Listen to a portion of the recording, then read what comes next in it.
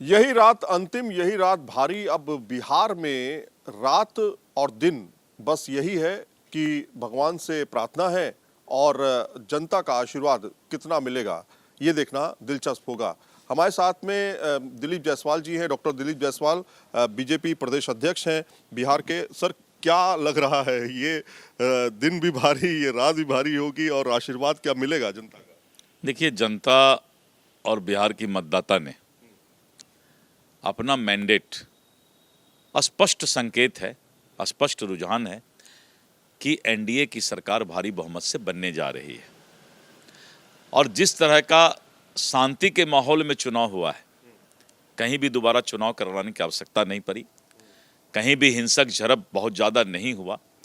ये pro government होने का संकेत होता है। और प्रो गवर्नमेंट है तभी इतना शांति से चुनाव हुआ और सब लोगों ने अपना जो है मतदान करने का काम किया। बिहार में भारी बहुमत से एनडीए की सरकार बनने जा रही है। 24 घंटा समय है, लेकिन जनता और मतदाता ने अपना रुझान स्पष्ट संकेत देने का काम किया है। सर, अगर हम देखें मुद्दों की बात, आप लोग तमाम मुद्दों को लेकर के जनता के सामने गए। आपने भ्रष्टाचार का मुद्दा उठाया, आपने जंगल राज का मुद्दा उठाया, आपने 1990 से 2004-5 के बीच के दौर का मुद्दा उठाया। क्या इस मुद्दों को जनता ने समझा? हाँ, जनता ने, बिहार की जनता जो है, ये चाणक्य की धरती है, भगवान बुद्ध, भगवान महावीर की धरती है, सम्राट अशोक की धरती है। अगर किसी को राजनीति सीखना हो तो बिहार राजनीति का पाठशाला है। यहाँ पर गांव के भी लोग जो हैं, उनको भी राजनीति के सारे सूत्र आते हैं। इसीलिए बिहार की जनता बहुत ही जल्दी किसी बात को समझती है। और हमने उनको जो सच्चाई बताया, वो सच्चाई जंगल राज पार्ट 2 फिर से नहीं आए, उसको जनता ने बखूबी समझा। और दूसरा, जो बिजली का और एलईडी का ज़माना आ गया है, फिर से लालटेन और डिबरी के ज़माना में हम नहीं जाएं, जनता ने स्पष्ट समझा है। लेकिन एक चीज़, बहुत तेजस्वी बहुत आश्वस्त दिखाई दे रहे हैं। तेजस्वी लगातार सोशल मीडिया पर एक्टिव होकर कह रहे हैं कि जो एग्जिट पोल आया है ये धुआं धुआं हो जाएगा। क्या आपको लगता है कि एग्जिट पोल जो है वैसे ही रहने वाला है या उसमें कुछ बदलाव होगा? और दूसरा ये कि वो ये कह रहे हैं कि एग्जिट पोल तो पहले भी आए हैं लेकिन वो फेल हो गए। देखिए, दुनिया में सब झूठा और अगर वही सच्चे हैं तो मैं कुछ नहीं बोल सकता। दूध का दूध और पानी का पानी फैसला कल इसी समय तक हो जाएगा। और आपको क्या लगे? वो देखेंगे कि जनता ने मैंडेट दिया है।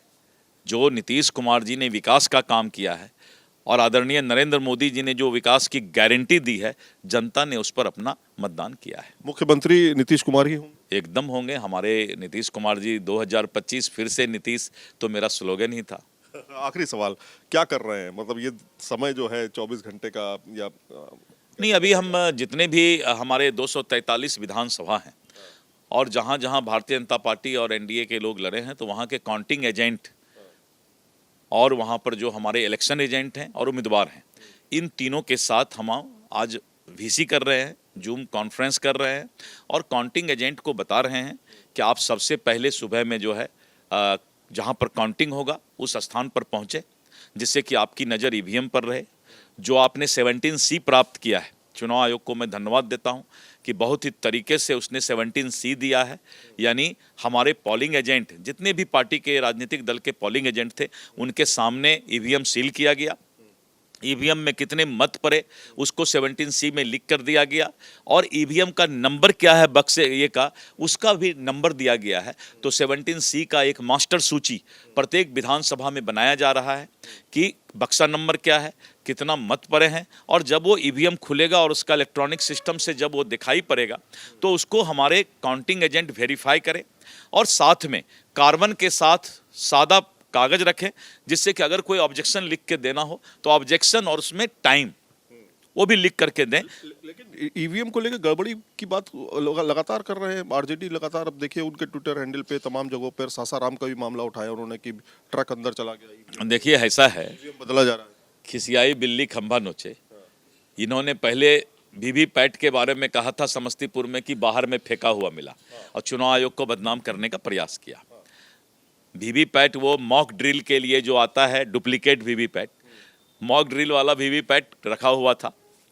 और जब सीसीटीवी कैमरा में देखा गया तो जो राष्ट्रीय जनता दल के एक कॉन्ट्रैक्टर हैं, ठेकेदार हैं, उन्होंने ही उसको बाहर फेंकवा करके और मीडिया को बुला के फोटो खिंचवाया।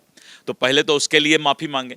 और कल जब बक्से की बात आई और बक्सा को खोल के दिखाया गया तो वो सारे खाली बक्से थे जिनको कि गोडाउन में रखना था, वो उसको कोई मतलब ही नहीं था। हाँ, सासाराम में जहाँ ईवीएम रखा गया है उधर तो उस गोदाम में इस बक्से को मतलब ही नहीं था। ये तो अलग गोदाम में जो है इस खाली बक्सा जा रहा था। तो पहले तो वीवीपैट पर उन्होंने जो किया था तो उस पर तो उनका पर्दाफाश हो गया, उसके लिए तो माफ़ी मांगे नहीं अभी तक। तो इसीलिए ये सब खिसियाई बिल्ली खंभा नोचे, यही सब करेंगे 24 घंटा। और बेचारा ईवीएम के आत्मा को भी तंग करते रहते हैं ये लोग। बहुत बहुत शुक्रिया न्यूज़ नेशन से बातचीत करने के लिए। वीडियो जर्नलिस्ट प्रेम शंकर के साथ सईद आमिर हुसैन, न्यूज़ नेशन, पटना। जहां भक्ति है हर शब्द में, कथाओं में छुपे हैं दिव्य रहस्य और ज्योतिष देता है जीवन को दिशा। धर्म से जुड़ी हर बातों को जानने के लिए हमारे चैनल स्तुति को सब्सक्राइब करें। चैनल पर जाने के लिए इस लिंक पर क्लिक करें।